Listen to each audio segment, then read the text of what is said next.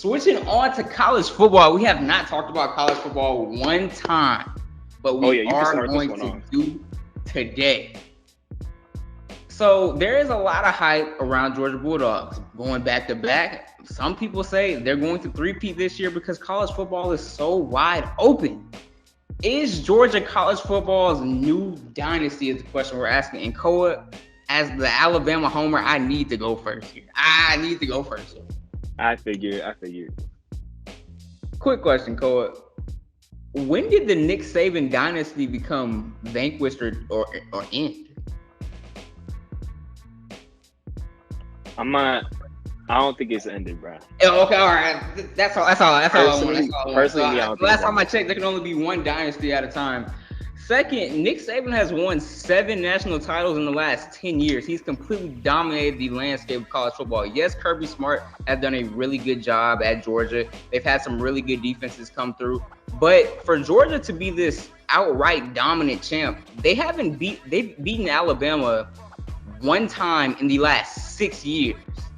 And in that one time, Alabama had starting corners out, starting receivers. I'm not going to get on to the semantics of it. But Georgia has only beaten the prohibited favorite one time in the last 5 years. Out of all those cracks, they've only beaten them one time. And with Georgia losing all its quarterback, almost its entire defense, because, I mean, that defense was great. I mean, they're all on the Eagles now. You see that whole entire defense going, I don't know if you can say that they're a dynasty because you can go back to Dabo Swinney. You thought when they had Deshaun Watson, Trevor Lawrence, they won 2 national titles. Where are they at now? They're gone. No one's talking about Clemson at all. DJ Uyunglele just sold. Right. So I'm saying it can happen so fast. So I don't think we should be so quick to crown Georgia a dynasty. Now, should they be the favorites after last season? Sure. Anyone could be the favorites. Anyone could be number one. Sure, they can be the favorites. But I want to see them go into some territories. I want to see them win games because I've seen Paul Feinbaum. I've seen a lot of people say this whole Nick Saban era is over. And I mean, that doesn't usually end well when you pick on Nick Saban. So I think it's interesting. I don't think Georgia's a dynasty yet. Yeah, I think we agree here. I mean, Georgia is, I don't know, the word dynasty is just like, if you went back to back and there's already dynasty talk, like that's kind of like they're forcing. I think just anyone who's a fan of college football is just waiting for Nick Saban to just go away because they're tired of the dominance. Same thing with the Patriots, same thing with the Warriors. Like everyone just feels that type of way.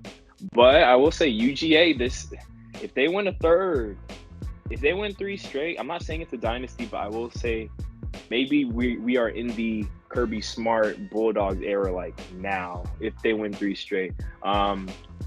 I will say they are the first team to win back-to-back in the college football playoff era, which is a pretty big milestone. So I know there's like a lot of people like Austin, if you're watching this, who are crazy Bulldog homers who just are like, just every single chance they get just talking just the most crazy stuff about Alabama. But you know me, I respect Alabama.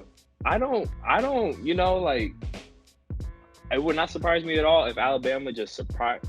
It's crazy even saying that Alabama winning would surprise the college football world. Like, even saying that sentence is crazy. But Alabama's still Alabama. I still think that Alabama is still the dynasty. They are still the measure of greatness for college football, a program. But I will say UGA is coming up. It is on the rise. And if they win 3 straight, especially if they win 2 more within the next like 3-4 years, that the dynasty conversation could begin.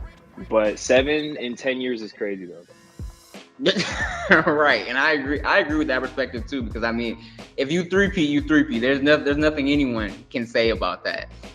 But I will say this year to me is the most interesting year of college football because there is really no top dog, no pun intended. I mean, there's a lot of question marks around everyone's team. So it's right. Really interesting on who's gonna be good. I expect a lot for USC and Caleb Williams too, coming off of the season he had. I think he's the best quarterback. I think all the scouts will be looking at him to be number one this year. One. Right. I mean, hopefully Utah doesn't scare them again like they did last time. But But I think this could be the most entertaining year of college football we've seen in a while, especially with Coach Prime and them boys in Colorado. You know, you don't know what you're gonna see. You don't know what you're gonna see out of there. They've got a lot of recruits from Alabama and Georgia, so he's obviously a great recruiter, and the recruiting is the name of the game. Texas A&M is reloading, and they got a lot of 5-stars over there too. Hugh Freeze, known notoriously for beating Nick Saban twice at Ole Miss, is now at Auburn. Things are gonna get really interesting in college football real soon because Auburn's always a little brother to Alabama, but every 4 or 5 years, Auburn just gets good out of nowhere. You just kind of just unexpected. It could be one of those years for them. So I think college football is in a really good spot right now. There's no prohibited favorite. I think it's going to be good football come September. So you like the parity? You don't like the? Yeah, I don't like the dominance. As an Alabama fan, it'd be cool to be like, because everyone's thing is like, oh, they have all the 5-stars, they got all the quarterbacks. So let's see who wins when everyone's at the same level. It feels like at least everyone's kind of at that same level. And the last time Alabama was ranked outside the top 3, they won a national championship. So I think again, it's an even landscape, but I kind of like the parity of anyone can win any given Saturday, especially when Alabama has to travel to Texas and do all those things too. So we're gonna see a lot from a lot of these teams. This isn't be It's gonna be fun to watch. It's gonna be fun to watch. Skipping over to our next